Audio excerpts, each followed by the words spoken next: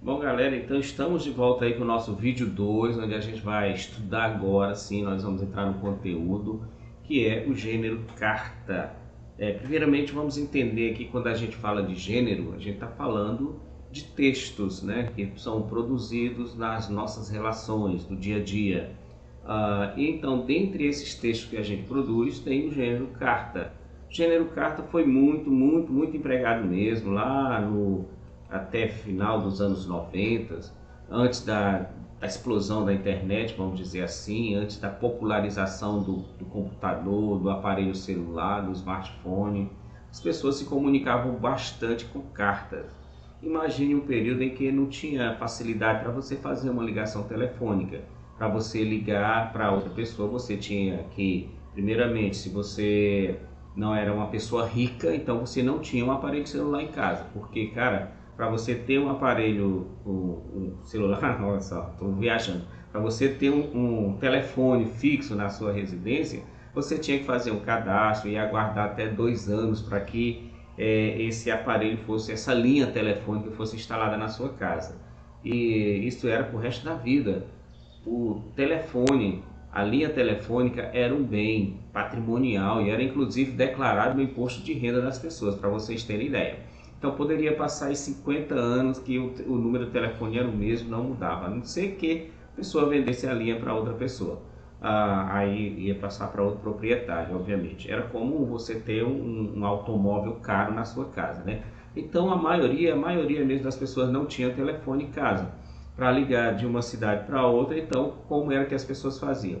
As cidades mais desenvolvidas um pouquinho tinham o que a gente chama de posto telefônico naquela época. Era um lugar com várias cabines telefônicas e uma moça lá telefonista. Então você chegava lá para a telefonista, pedia para ela fazer a ligação para aquele número, para você falar com aquela pessoa na cidade tal. Então a telefonista ligava para aquela cidade, a telefonista daquela cidade atendia e anotava o recado.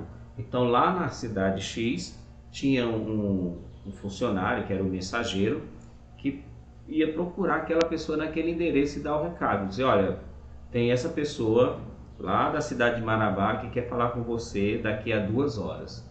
Aí então a pessoa ia lá para o posto telefônico da cidade dele e aguardava. Então era muito complicado fazer uma ligação, nem sempre dava certo e caro, não era barato esse serviço. Então as pessoas costumavam se corresponder e falar muito com cartas pessoais, era muito escrita. Eu mesmo na minha infância escrevi cartas para meus primos e era muito bacana até a interação. Você passava anos sem ver, sem conversar, sem saber notícia da pessoa, não é igual é hoje, que embora você não esteja vendo a pessoa, mas você recebe notícia dela por meio do WhatsApp, não é isso? Que é o mais popular, por meio do Facebook e outras redes sociais, você se comunica com as pessoas distantes. Naquela época, na época da minha infância, até meados dos anos 90 e final dos anos 90 não tinha isso, não existia. Então era carta, tinha que ser por meio de uma carta. Então o gênero carta era muito utilizado, muito mesmo, nas relações pessoais. Acontecia também o seguinte, às vezes a pessoa queria mandar a carta, mas não tinha endereço, porque qual era a forma mais comum de mandar uma carta? Você fazia a sua carta, colocava o endereço direito da pessoa, ia no correio, postava, o correio levava, entregava, e depois você ficava aguardando a resposta da pessoa. E muitas pessoas, eu digo para vocês, namoraram assim, né? Namorava com a pessoa que morava em outra cidade, mandando e recebendo cartas até o momento que se casavam. Era bem romântico isso, uma situação bem romântica lá dos idos anos 80 e 90. Mas aí a realidade mudou, né? E também é o seguinte, quando não tinha o endereço da pessoa, a pessoa sabia onde o seu parente morava, mas não tinha o endereço. Era muito comum também a pessoa escrevia a carta, ia num posto de gasolina, esperar ver se algum caminhoneiro que ia para aquela cidade, né? Isso era muito comum. O caminhoneiro está passando aqui, ele vai passar na cidade de Jacundá, por exemplo, na cidade de Tucuruí, ele vai passar por lá. Eu não tenho o endereço do meu parente, mas eu vou mandar aqui a carta para ele. E o senhor entrega lá no posto, por favor. Pede para a pessoa lá, se ela conhecer, fazer chegar até a mão dele, né? Se é um parente dele que daqui quer saber notícia. Então o caminhoneiro de bom grado levava essa carta, entregava lá no outro posto de gasolina ou numa oficina que fosse, e o dono do posto, o estabelecimento onde era entregue a carta, começava a perguntar, né, as pessoas, né, você conhece o fulano e tal? Tem uma carta aqui para ele, até que alguém conhecia e a carta chegava em mãos. Era um processo assim bem louco, né, bem bacana, até a gente relembrando agora. Mas enfim, aqui nós temos uma carta, hoje mudou tudo, hoje as pessoas se comunicam por meio de e-mail, né, por meio de mensagens de WhatsApp, por vídeo chamada, por meio de áudio, não precisa mais nem escrever, né? A maioria. E eu digo para vocês, as grandes empresas e os grandes órgãos públicos estão abolindo totalmente o material impresso. A tendência daqui para frente é tudo aqui igual vocês estão vendo na tela do computador, é tudo digitalizado, tudo online. Bom, vamos ver aqui então uma carta que foi uma professora, carta de uma professora enviada aos seus alunos durante a pandemia. No momento atual, a professora enviou uma carta para seus alunos. Vamos ler para a gente analisar aqui a estrutura da carta antes de entrar na carta propriamente dita. Caros alunos, vocês devem estar preocupados com a suspensão das aulas. Neste momento, isso não é o mais importante. Cuidem de vocês e de seus queridos. Fiquem em casa, mas lembrem que isolamento social não é isolamento emocional. Usem a tecnologia para manter contato com amigos, familiares, vizinhos. Mantenham-se ocupados. É normal ficar frustrado com a situação. Haverá dias bons e dias ruins. Tentem lidar com um dia por vez. Lembrem que essa é a primeira, não é a primeira, nem será a última pandemia. Isso vai passar e após esses meses, vocês saberão lidar melhor com incertezas, medos e ansiedade. Vocês vão lembrar de sempre investigar melhor a fonte de cada informação para adquirir habilidades úteis para a vida toda. Vamos tirar esse não aqui, que ele foi um errinho de digitação aí, né? Você vai lembrar de sempre investigar melhor a fonte de cada informação para adquirir habilidades úteis para toda a vida. Ensinamentos que não podem ser encontrados em nenhum livro. É claro, isso vai ser útil não só para a vida pessoal, mas também vai acrescentar muito na vida profissional de cada um. Tempos difíceis fazem pessoas fortes. Que é da professora Maria Augusta Montenegro. Bom, e aqui é o endereço onde a carta está publicada, né? Então aqui nós temos uma estrutura de uma carta, que é o gênero que a gente está estudando. Isso daqui, ó, caros alunos, toda carta começa com o que a gente vai chamar de vocativo. Isso aqui é o olha bem o nome dessa expressão, vocativo.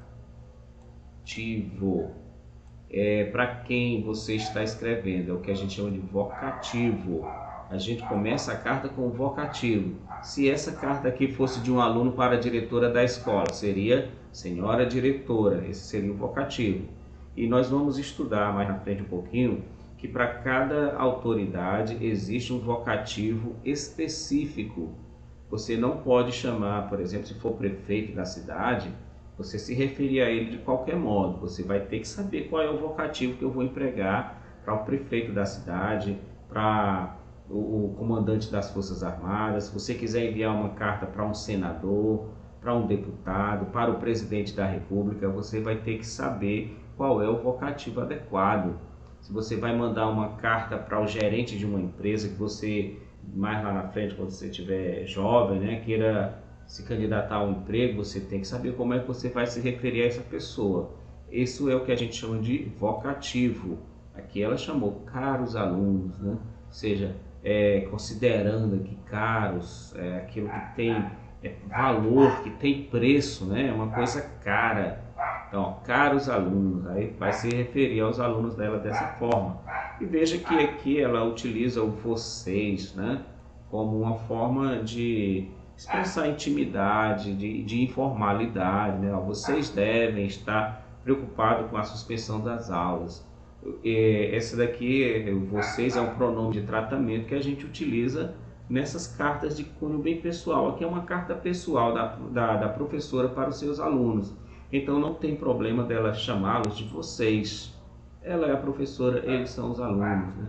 Mas, no entanto, nós vamos estudar aqui outros tipos de carta que nós não podemos utilizar o vocês. A gente precisa empregar os pronomes de tratamento adequado para o grau de formalidade, conforme a carta. Quanto mais formal for a carta, mais formal serão os pronomes que a gente vai utilizar. Aqui, como é uma carta da professora para os seus alunos, ela vai chamá-los de vocês sem nenhum problema, né? Ó, nesse momento, a carta que um outro faz parte da estrutura. A gente começa com uma introdução.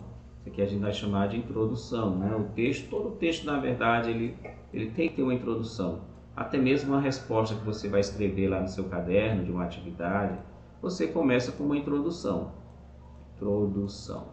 Por exemplo, se é perguntado lá na sua prova de história, por exemplo, né? Vamos aqui um exemplo bem fácil. Qual foi o nome do português que descobriu o Brasil? Digamos, né? Aí você diz lá, Pedro Álvares Cabral. Você tem que introduzir a sua resposta. O nome do português que descobriu o Brasil foi Pedro Álvares Cabral, né? Faz uma introdução. Então aqui esse primeiro parágrafo do texto é a introdução, é onde você apresenta o assunto. Olha, veja bem o que ela diz. Vocês devem estar preocupados com a suspensão das aulas. Ela começa a puxar aqui o que a gente vai chamar de assunto. Isso aqui é o assunto, ó. Suspensão das aulas, a preocupação dos alunos com relação à suspensão das aulas. O assunto. Você não escreve uma carta se você não tem um assunto para tratar. O assunto na comunicação a gente chama de referente, né? Os elementos da comunicação que a gente vai ver um pouquinho mais lá adiante é o que a gente chama de referente. É o assunto ou é o referente? É o meu referencial, é sobre o que eu vou falar. Aqui a professora está falando sobre o que? Sobre a preocupação dos alunos com relação à suspensão das aulas, que creio eu que também é uma preocupação de vocês. Os alunos reclamam muito, né? Aluno gosta de escola, eu sei disso, né? Tem alguns que não gostam nem de estudar, mas adora a escola, gosta do pátio, gosta das brincadeiras, né? Gosta de estar ali na interação e é muito bom mesmo. Então, ó, eu errei aqui, botei referentos, né? Referente é o referente, eu estava conversando, acabei errando aqui. Bom, referente, né? Então, o assunto é o referente. Antigamente a gente começava uma carta pessoal para um parente sempre utilizando uma forma assim. Olá, fulano, o motivo de escrever essa carta para você é dar notícias minhas e ao mesmo tempo saber das suas, né? Então isso já era assim uma fórmula que a gente chama de clichê, já era uma fórmulazinha muito utilizada. Aqui a professora coloca a preocupação, o assunto dela aí, ó, preocupação com a suspensão das aulas dos alunos. Aí ela vai e começa a tecer comentários. Ó, nesse momento, isso não é importante, cuidem de vocês e dos seus queridos. Ó, mais uma vez aqui, vocês cuidem de vocês e de seus queridos, fiquem em casa, mas lembrem que o isolamento social não é isolamento emocional.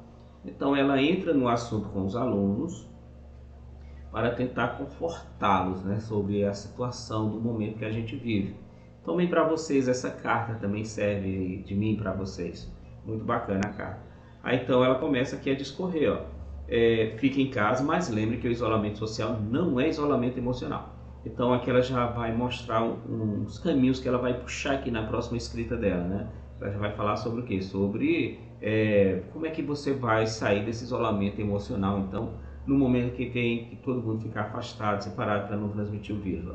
Usem a tecnologia, a dica que ela vai dar para os meninos, né? Para os seus alunos. Usem a tecnologia para manter contato com amigos, ó. Contato com amigos, familiares, vizinhos, né?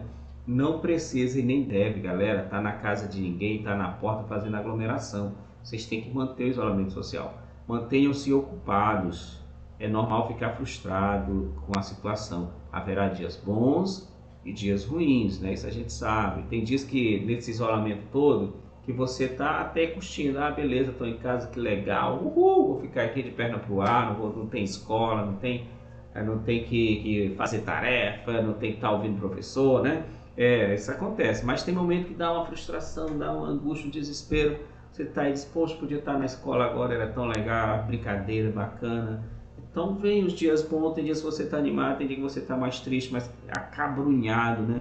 Isso acontece, isso é normal. Aqui a professora vem tratando disso com os alunos, tentando confortar, e ela vai dar aqui, né? Vai ser aqui nessa linha, ó, tentem lidar um dia de cada vez, né? Vai confortando os alunos.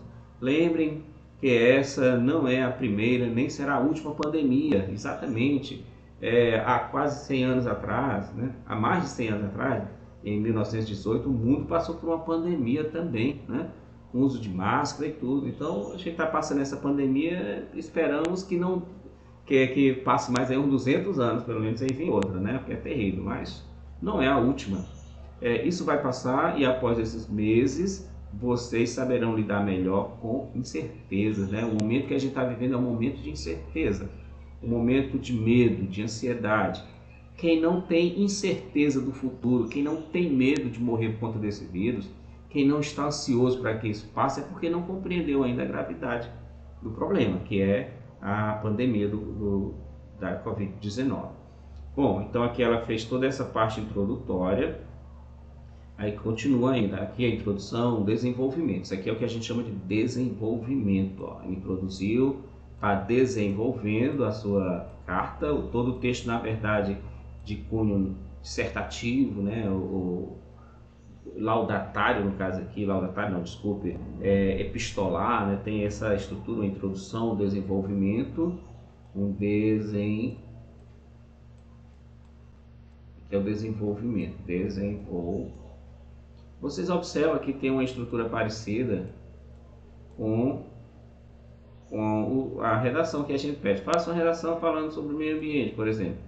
Tem introdução, desenvolvimento, eu vou cair no dedo, né? E vai ter, obviamente, uma conclusão. Ó.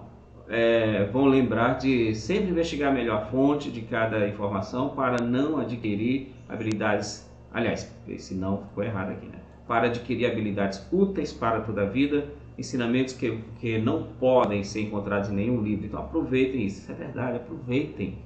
Isso daqui, ó, aprender a lidar com incerteza, com medo, com ansiedade, vocês estão vivendo na prática agora. Isso aí vocês não vão encontrar em nenhum livro.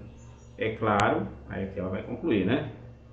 Isso vai ser útil não só para a vida pessoal, mas também vai acrescentar muito na vida profissional de cada um. Tempos difíceis fazem pessoas fortes, né? Ela fechou aqui com uma frase de efeito, né? Fechamento, que a gente chama de fechamento. Na carta pessoal nós temos o fechamento.